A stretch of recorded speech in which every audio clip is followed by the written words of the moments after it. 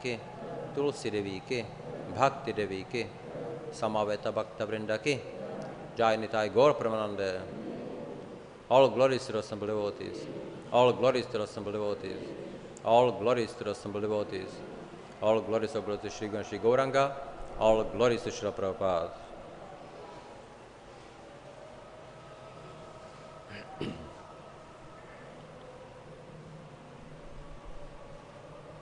Om Namo Bhagavate Vasudevaya. Om Namo Bhagavate Vasudevaya. Om Namo Bhagavate Vasudevaya.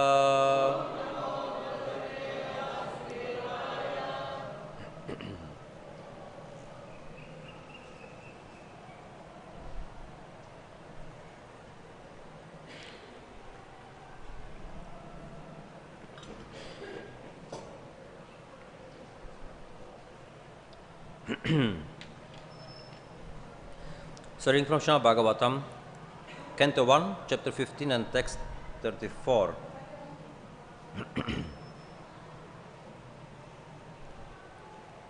So, please repeat.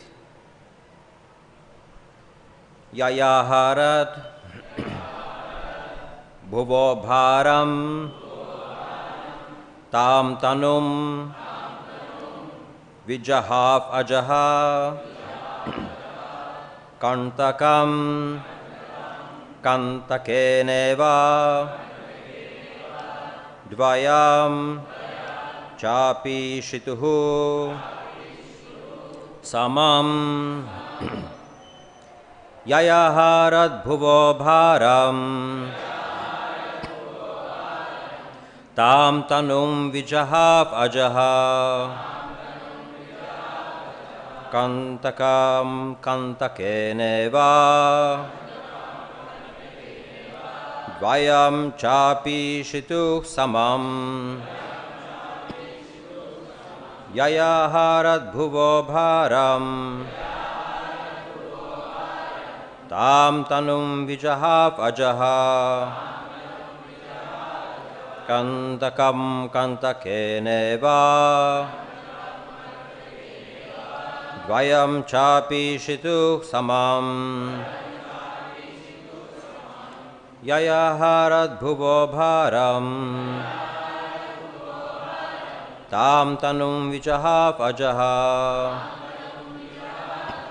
kaṇṭakaṁ kaṇṭakeneva dvayaṁ cāpīśituḥ samam.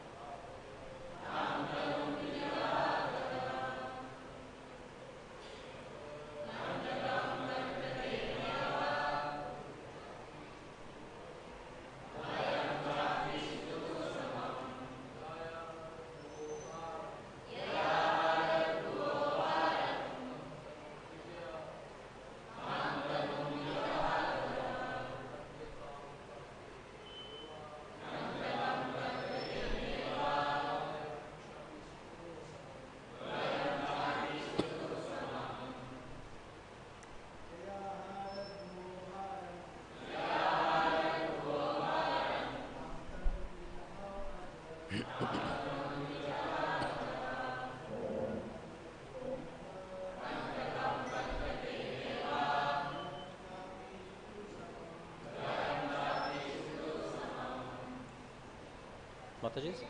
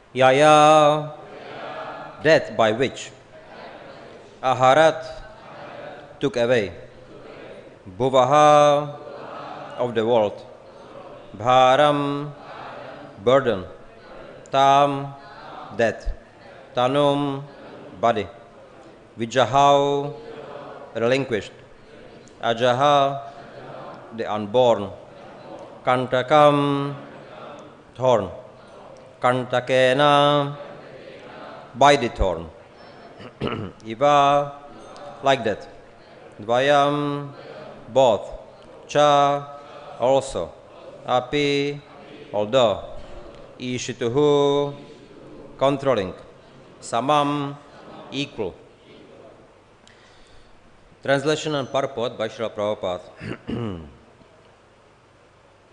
The Supreme Unborn, Lord Śrī Kṛṣṇa, caused the members of the Yadu dynasty to relinquish their bodies, and thus he relieved the burden of the world.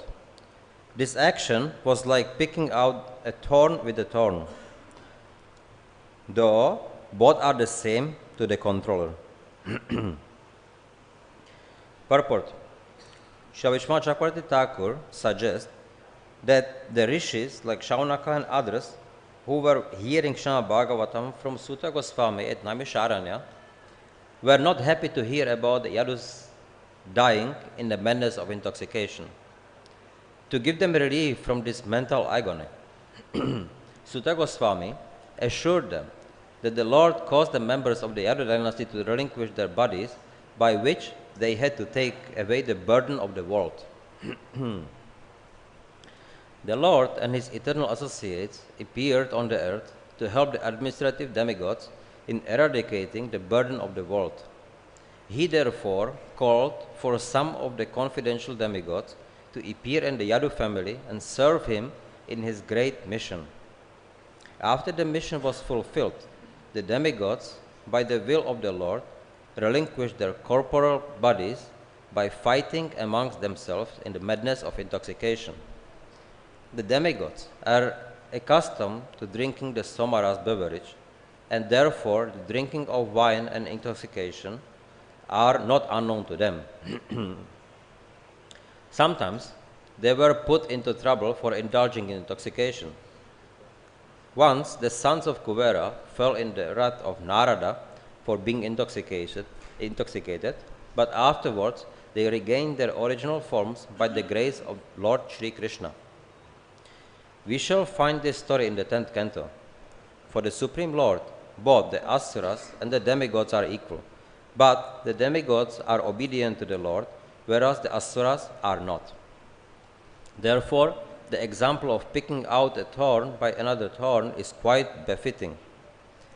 One thorn, which causes pinpricks to the leg of the Lord, is certainly disturbing to the Lord, and the other thorn, which takes out the disturbing elements, certainly gives service to the Lord.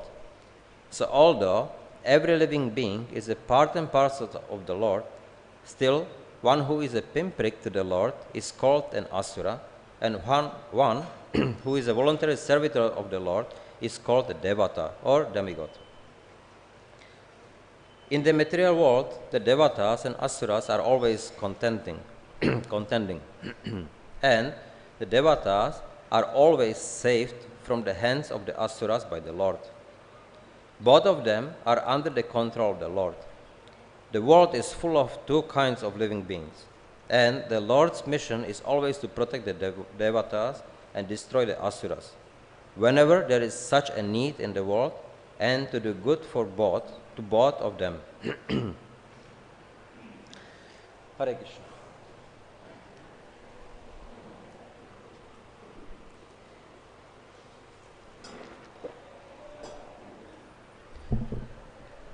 So it's very nice purport. Srila Prabhupada, he discusses here very important points. Taking a thorn by another thorn.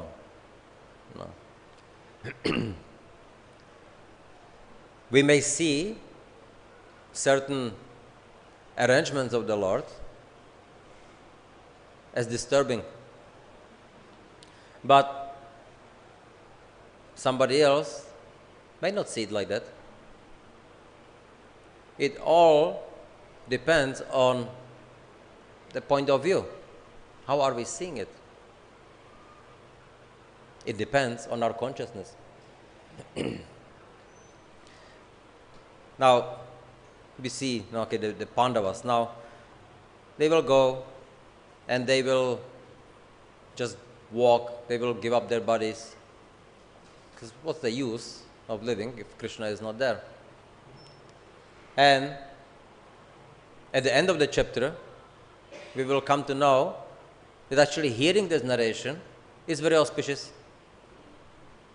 How can it be auspicious?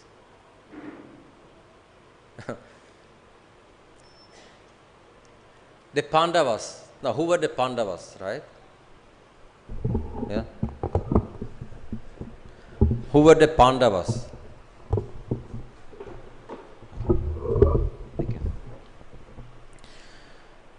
Pandavas were devotees of the Lord. So, and they were through so many calamities.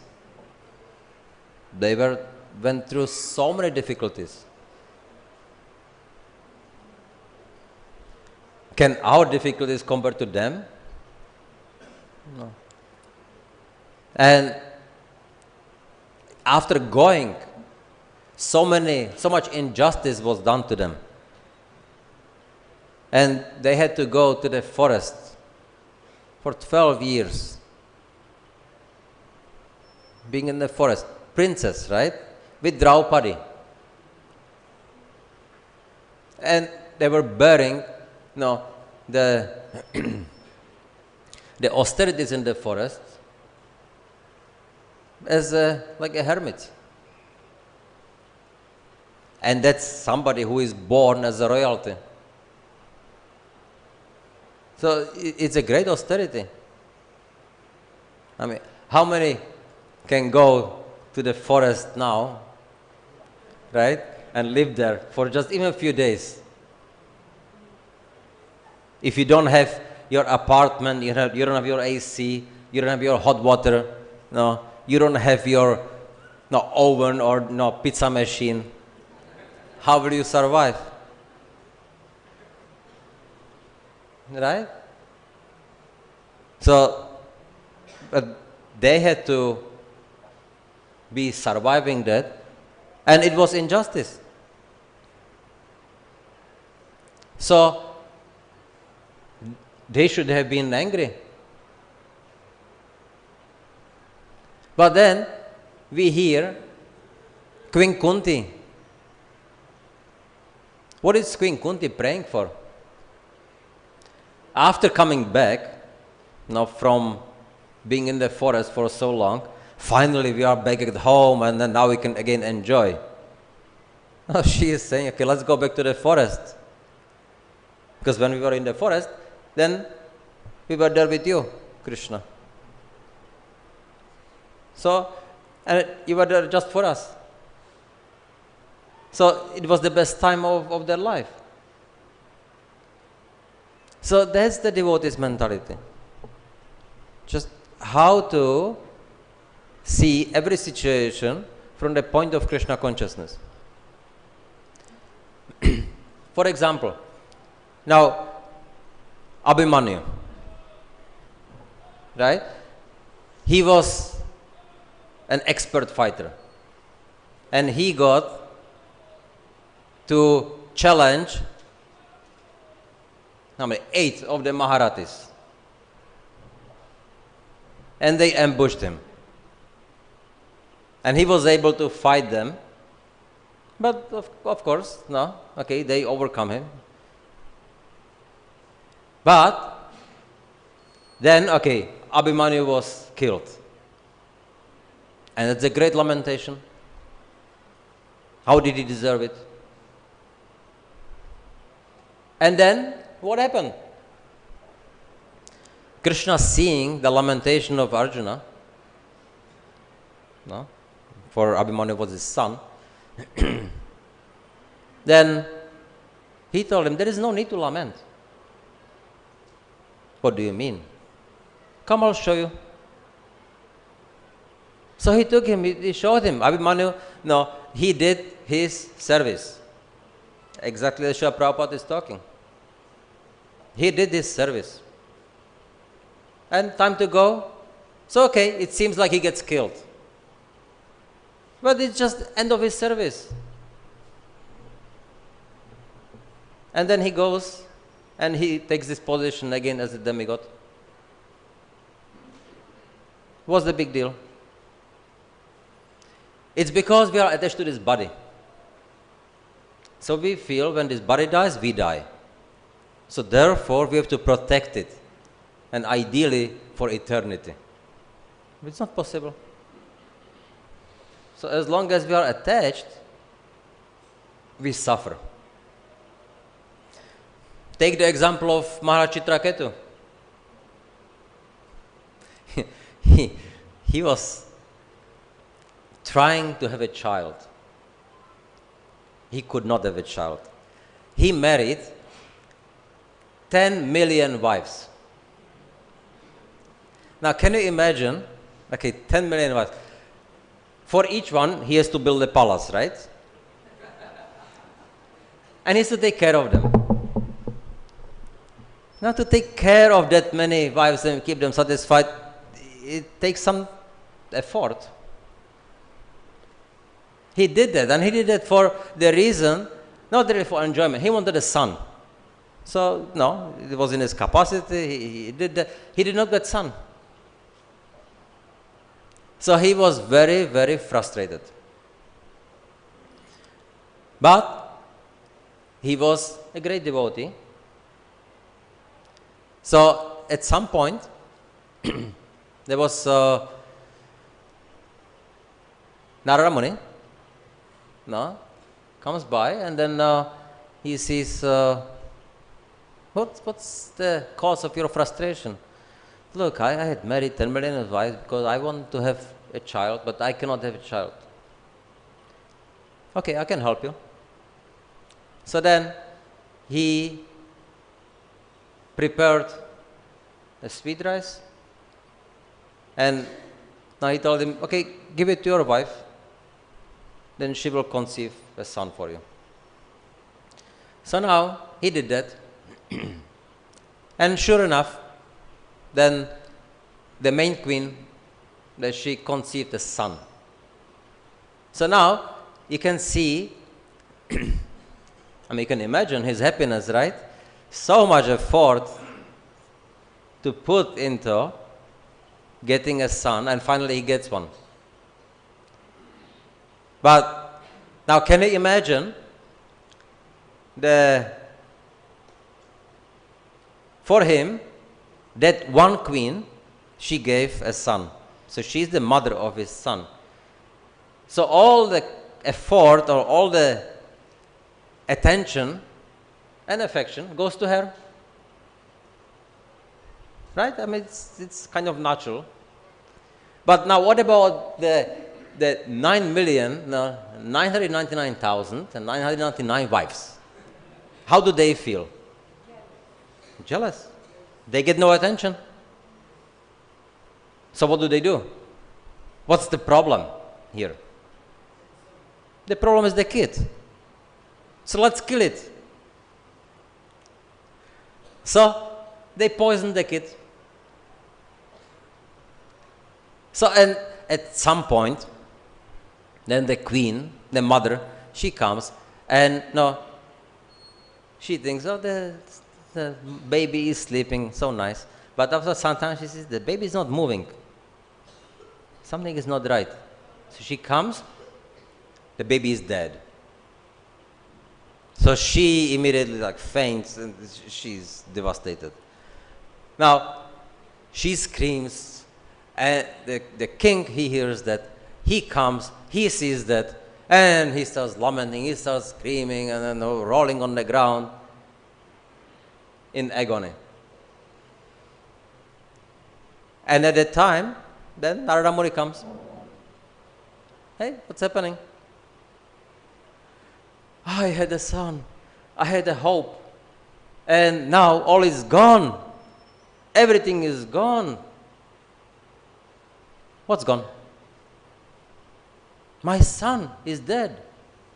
I cannot live without. What do you mean you cannot live without?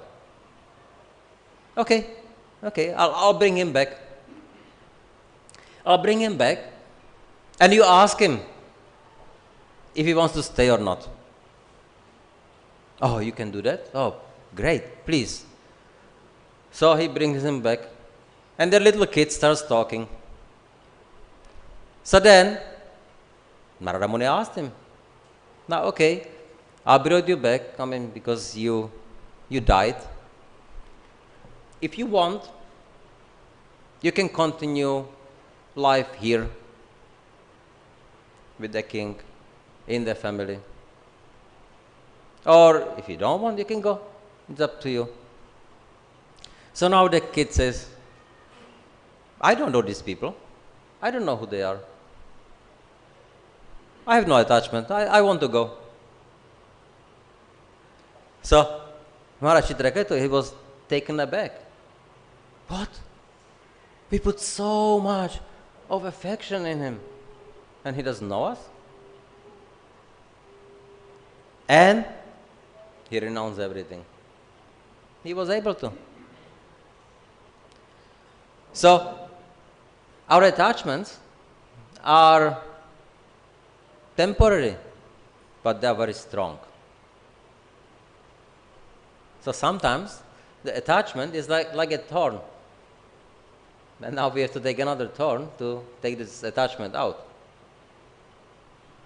And it doesn't mean that it's painless, especially when it's really deep and you have to dig around. I remember once we were going in parikrama, and one boy, he got a thorn. Okay? But it was deep. So there was one devotee, a congregational devotee, and he was a doctor. So he said he can help. So now, he was taking the thorn out. Now he didn't use another thorn to take it out. He for whatever reason, I don't understand, but he actually cut around really deep. He make it, to me, it looked much worse than it was. Okay, he took the thorn out, but it was very painful. Okay, well, that's what he understands. But yeah, taking the thorn can be painful, more or less. And when the thorn is out, okay, then you feel happy. So that's when we are experiencing the sukha after the dukkha. And after the sukha, dukkha comes again. So it's due to our attachment. And our attachment comes because we are not enough Krishna conscious. When we are Krishna conscious, and then we can be constantly thinking about the Lord, then our attachment is fully on the Lord. There's no point of feeling unhappy. See, for example, Haridas Thakur. What did he deserve? To be beaten and to suffer humiliation so many times. But he never felt anything, because the Lord always protected him. So the Lord sometimes does things which we may not understand immediately, but he does it sometimes not to put devotee in difficulties and to show how the devotee gets over the difficulties, or how he is handling the difficulties, to show how great devotee he is. Like see another, like a Tukaram Maharaj. He went through so many difficulties, right? Abuses by the Solomolo, right? For no reason. But everything came to how great devotee Tukaram Maharaj is. And from understanding just not to see how the dealings are, you may not know anything. You may not understand how things work.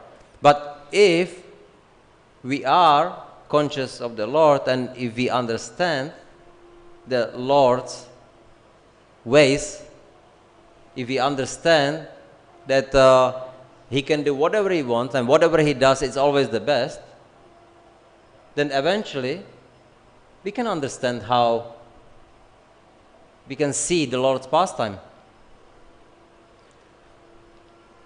But for that, there is a need for a surrender.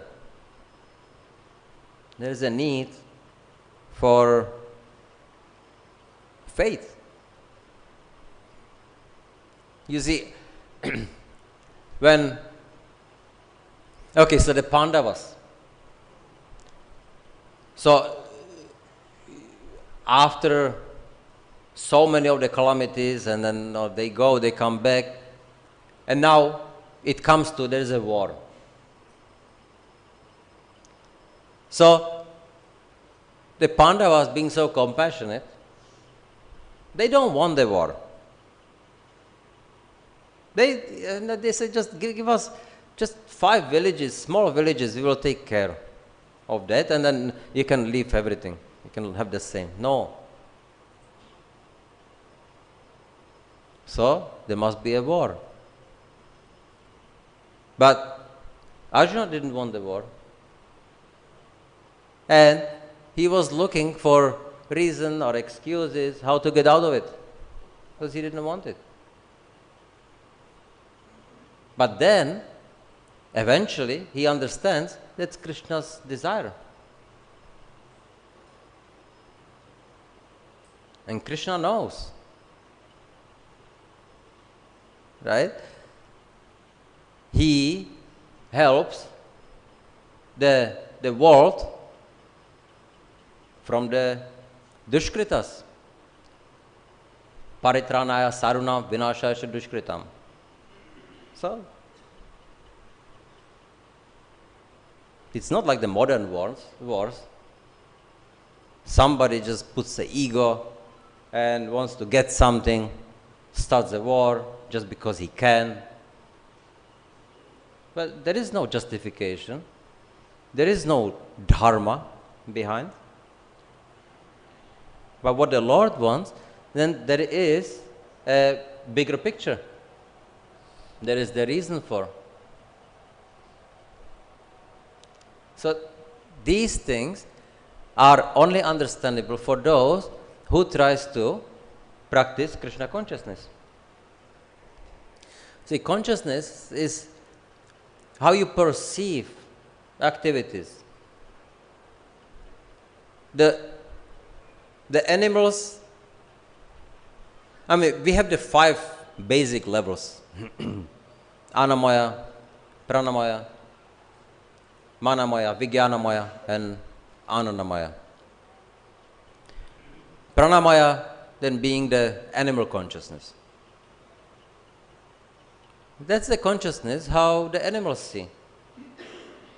There is something to eat, I go to eat. I'm hungry, I go to eat. For the cow, it's the grass. For the tiger, it's an animal. Just whatever it is, according to the modes of nature. So there is no anything wrong in what the animals do. They just do what they are,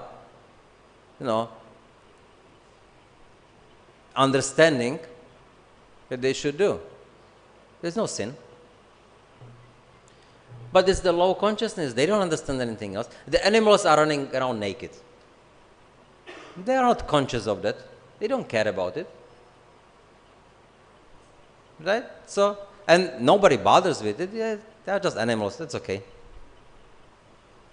Now, so when there is the another level, pranamaya, then is the extended consciousness. Srila Prabhupada calls it the extended instant gratification. So it's for me, what's good for me, again, no. But I can still tolerate, I can consider others. So that's better. But it's not very high.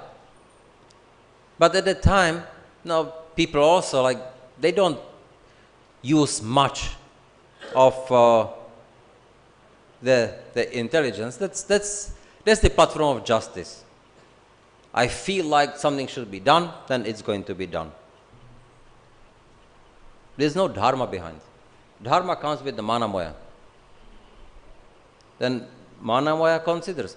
The pranamaya is still like the eye for eye, tooth for tooth. Simple, easy. No need to think about why did it happen. But dharma is about, okay, something happened. Why did it happen? Who did it? Why did he do it? What's the consideration? Somebody steals something. Why did he steal it? Maybe he stole because he's hungry. So there's a different consideration than if he steals it because he is a thief. So dharma deals with that, but not on the pranamoy, on the manamoy. And the vijnanamoy, that's the platform of Vaidhisarana Bhakti. It's also dharma, it's varnashrama dharma, but it's Daiva varnashrama dharma.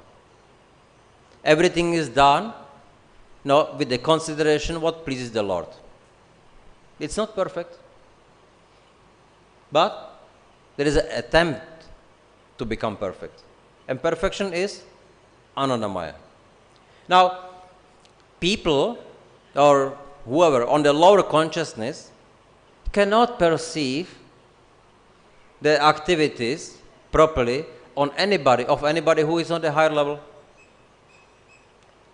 So the animals don't see what the humans are doing as logical. People on the anamaya or pranamaya don't see what's the point of dharma. Materialist people don't see what's the point of Krishna consciousness. So you cannot perceive or understand the view of the higher level of consciousness. But from the higher level of consciousness, you can understand the feelings of somebody who is in the low level. You can become compassionate. So like an example, if you are in the crowd, huge crowd like we had for the festival. Now, if people are around you, what do you see? You see just the person in front of you, his head. You see nothing. Right? No, in the temple room, everybody is so packed that you don't even see the deities. It's very difficult to take darshan. So, you only see what's right next to you. But, if you are able to step on some table, you elevate yourself, then you can see everything perfectly. And you also see those who don't see. Then you can understand more. That's the higher level. So the highest level is Krishna consciousness. So once, the devotees who are on the platform of Anandamaya, they understand everything. That's why they have so much compassion for everyone, because they know this is not going to work. Please take up Krishna consciousness, and then you will understand everything. All the Gosvamis are preaching the same. Chaitanya Mahaprabhu, Śrīla Prabhupada, everybody is saying the same thing. So we should start considering that. So until we develop that consciousness, we may not be able to understand. But if the acharyas are telling us that's what it is, why not believe them? What's the problem? And we do get the experience. We see that when we are trying to enjoy this material world, it's not working. Like Srila Prabhupada also comments, that there is a happiness and there is a distress in the material world. But actually it's not true. Everything is a misery. Sometimes it's less or sometimes more misery. So, sometimes we perceive the less misery as happiness, but it's just the less misery. So what's the point? Here in the material world, everything is miserable. You can't get the happiness here. So we should now use the second thorn and to remove the real thorn of the material attachment out, and then just once for all. And that's only Krishna consciousness, nothing else. So, yeah. Hare Krishna.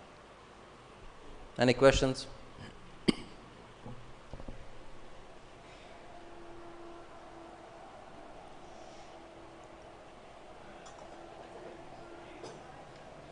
Yes. Do we have a mic?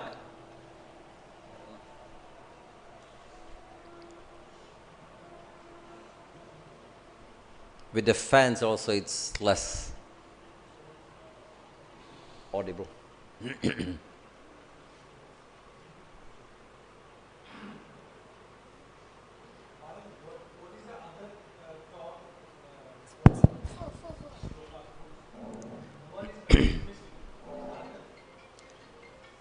One is the asuras. That's the thorn which causes the problem. The other thorn are the demigods.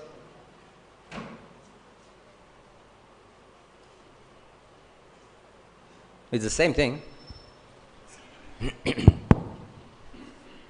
Thank you, Maharaj, for the class today. On this principle of surrender, is it possible that one may become passive or complacent or even fatalistic? So how do we know when we should surrender and when we should take action? Yeah, good. Maybe if you read Bhaktivinoda Thakur's Sharanagati, it's very nicely explained. There are so many. We come to the world. First, in the womb, we suffer so much. But we come to the world, and everybody is making some nice faces and then nice sounds, and we feel so happy. Oh, I came from the suffering from the womb here, and everybody loves me. So I'm so happy now.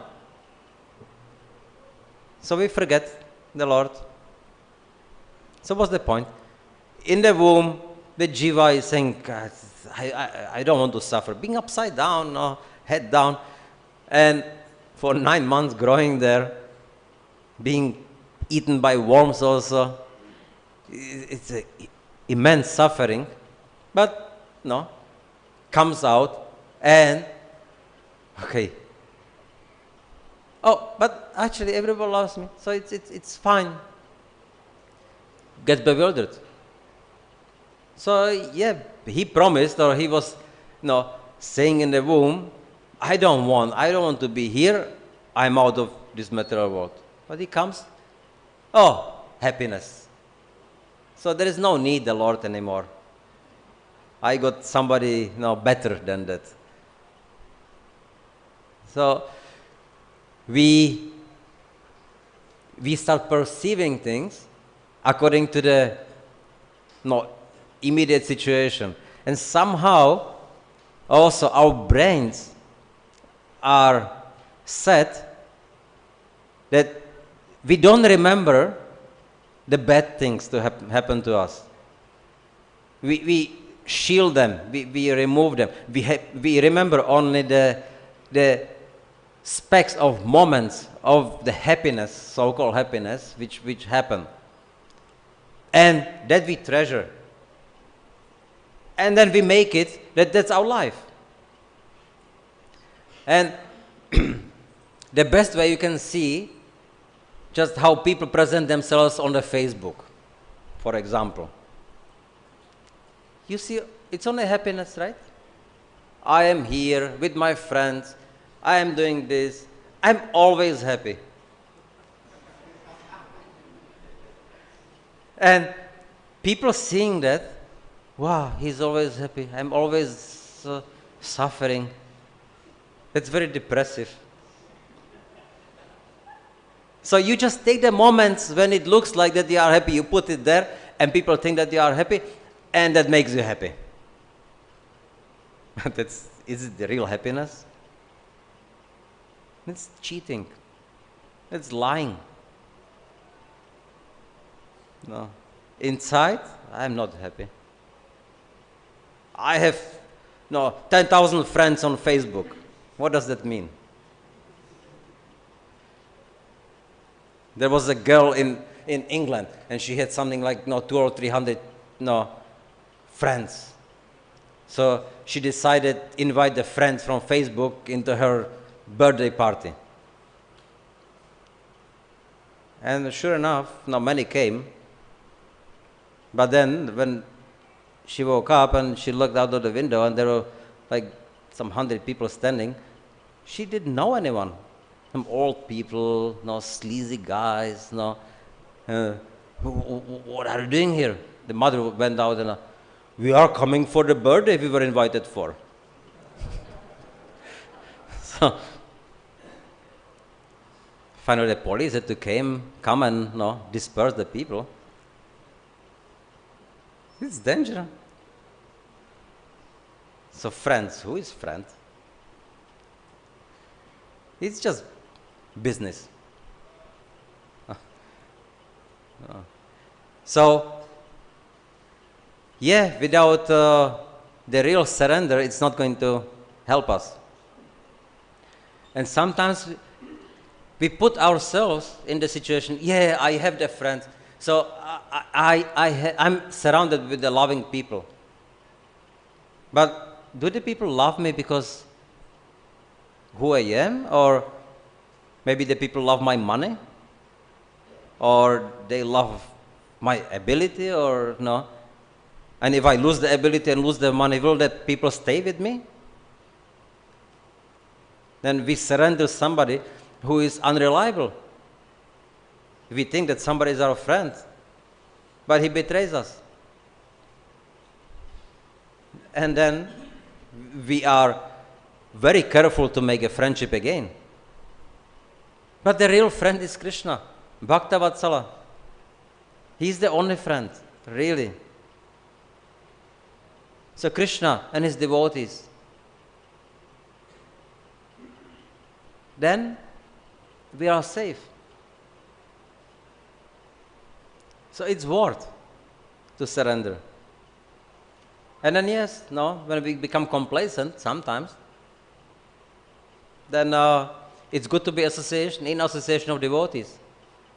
Somebody who is our friend, who reminds us, hey, what are you doing? You're doing nonsense.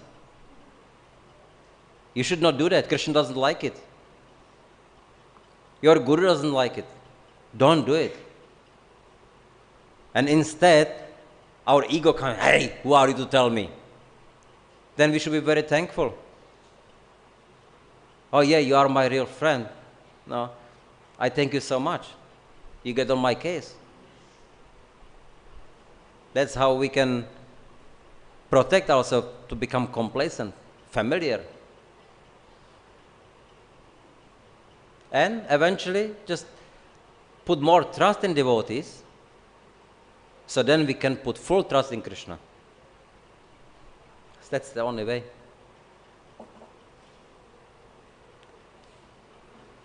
Thank you very much. Hare Krishna. Yes?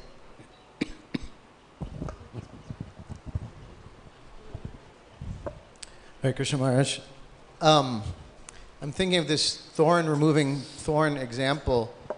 So, in context of family life. So, you know, we have some desire to enjoy that experience, and the cure, I think, in our philosophy is, okay, so you get married. So how do we balance, on the one hand, you want to do it nicely, wife is happy, kids are happy, everybody feels love and all, but on the other hand, the spiritual purpose is to remove those desires so we don't have it in the future. So are you saying your wife is a thorn? And you are looking for another one to remove the thorn? Oh, sorry. Yeah. Well, the other thorn in the Grihastha life is actually to follow the Grihastha duties as a duty. It's not pleasant. It's a lot of austerity. It's a lot of sacrifice. For the amount of pleasure you get, there is a lot of sweat you have to put into it. You are working hard. You come home. You are tired. You want to go to sleep. But your wife has something to say. Your kids want to play.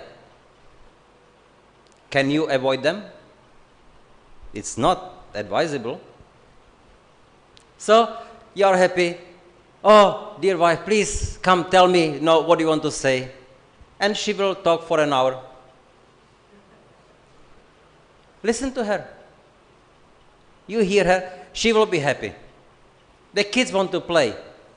Daddy, come, let's go, and play football with us. I'm tired. No. Okay, let's go and play. So you go, you play, and you become very tired. So, and then, from that, you get their satisfaction, and if they are happy, you are happy. But if you come and say, hey, leave me alone, I'm going to sleep now. So then she becomes unhappy, the kids become unhappy, and you will become unhappy. Right? So that's not the solution. So you have to take it as a duty. You are a Gurupati. You are a leader. So she has a problem. You have to hear her. You have to look for solutions. You have to protect. Otherwise, she will not respect you. And righteously. Why should she? So you have to do everything to draw her respect for you. Not demand, to draw. So it's a lot of work, a lot of effort. But if you do that, then at the end of the Grihastha life, what's going to happen? You will take a book and you will write on one side the things which you achieved, the pleasure you got from it. And on the other side, then you can just write down what suffering you went through because of this. And then, this is not worth. Absolutely not. I'm out of here. I don't need it anymore. And you can renounce, like Kardama Muni.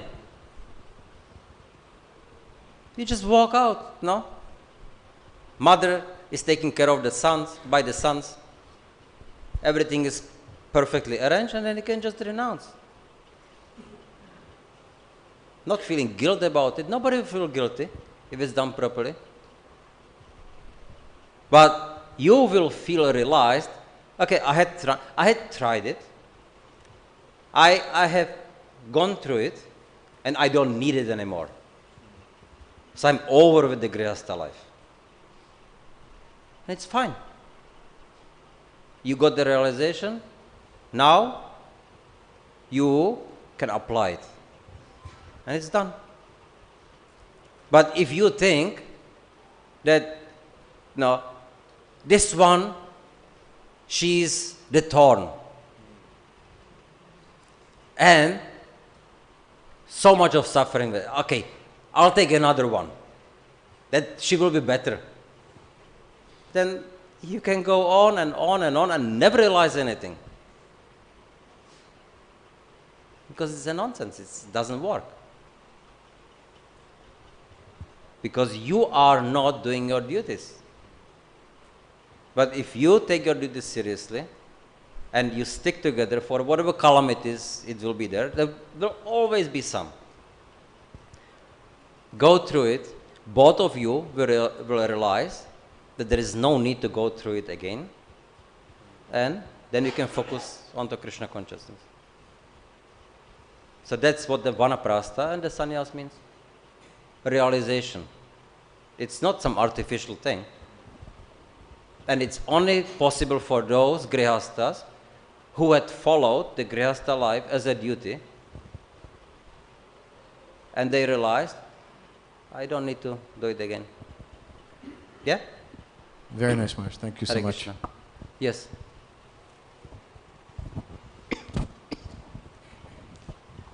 Hare Krishna Maharaji. Thank you very much. Very wonderful session. Maharaji, I have two questions. First is regarding the 5 levels of consciousness you talked about, Annamaya Pranamaya. So please, could you elaborate on it, Annamaya mostly? And second question is, like there are 5 kinds of consciousness described in a different way, like Muklit Chetana, budded found kind of consciousness. So what is the connection of that kinds of Chetana and this? See, our time is really short, so it's not possible to really describe or talk because it will take longer time. But basically, see, there are unlimited level of consciousness, but there are the 5 basic ones. So the Annamaya means one is looking for other things as just what is there good for me and not considering anybody else. Anna means food. This, something to eat, I take, it's good. I'm happy. I don't care about anybody else. Gratify your senses. Pranamaya means then the level extends.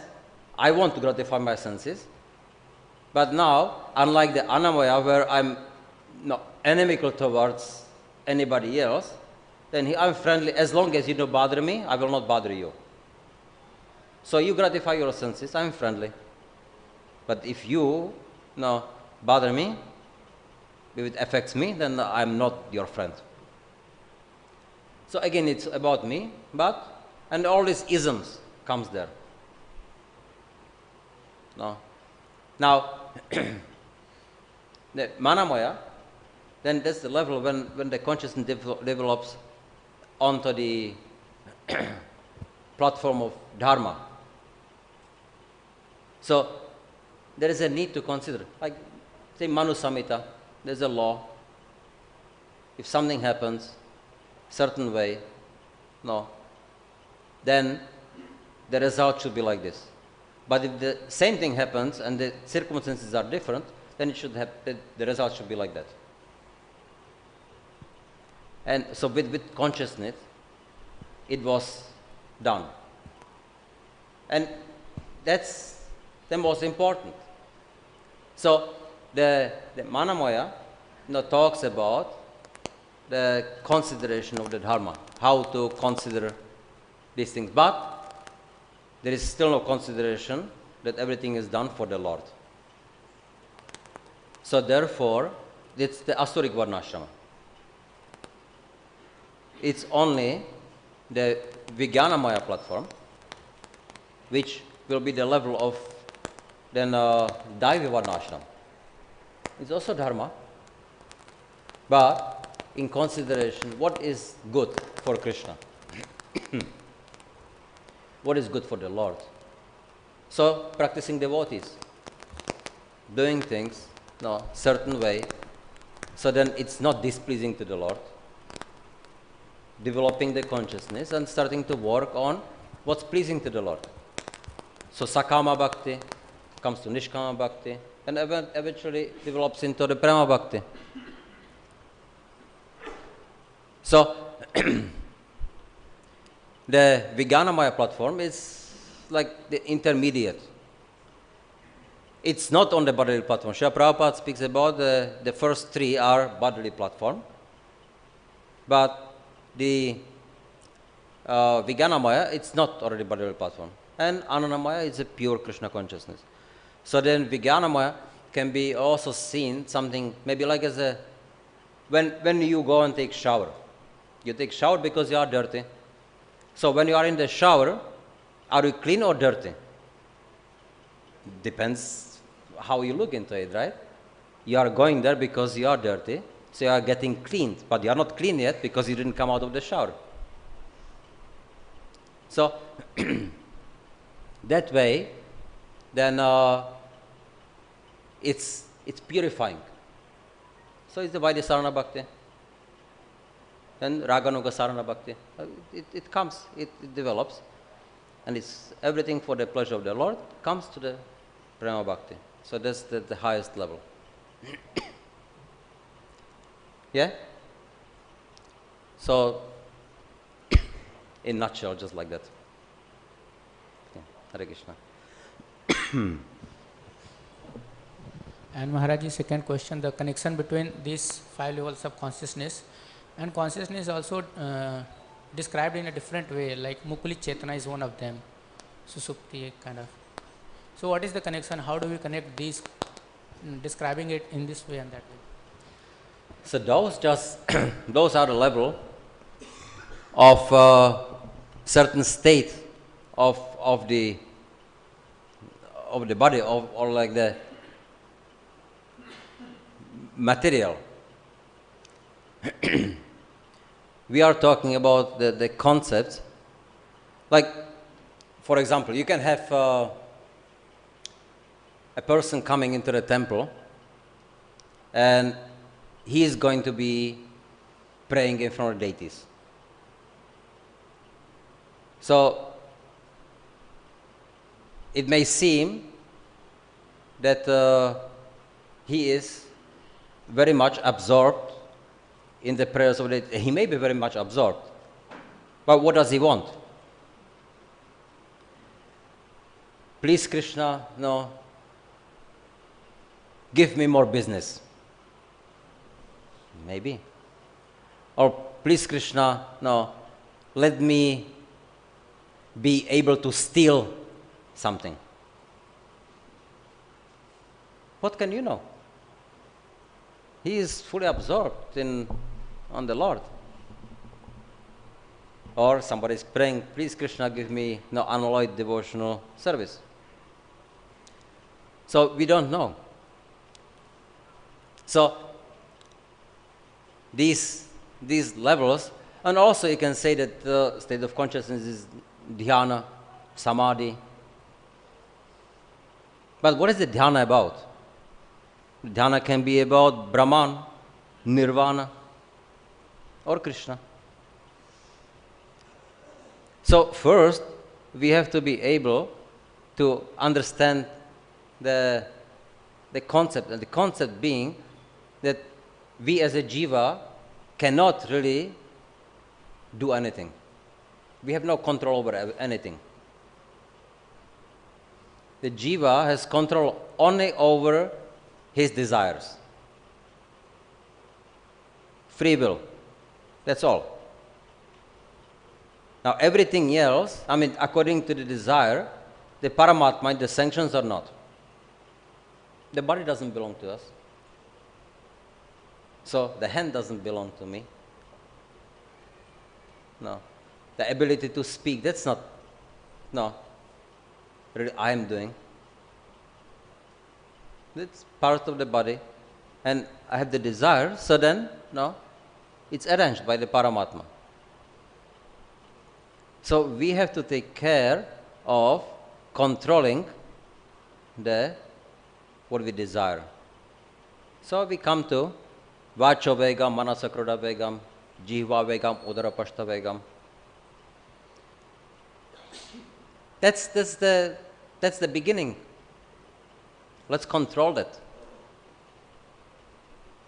Because when we do that, and then we start now avoiding anything unfavorable and accepting which is favorable, then we can develop our consciousness. When we develop our consciousness, Krishna is there to help. Always. But we don't want his help because of our ego. No? As a Paramatma, he's always there. But we don't hear, we don't see what he wants to say. Because we don't want to. We don't want him to. I can do myself. Okay, then do it. So as long as we don't give up the false ego, then we are unable to see the real consciousness. You understand? Hare Krishna. Okay, so we will end here. Grantara Srimad-Bhāgavatam ki, Śrīla Prabhupada ki, Jai Nitai Gaur Premanande.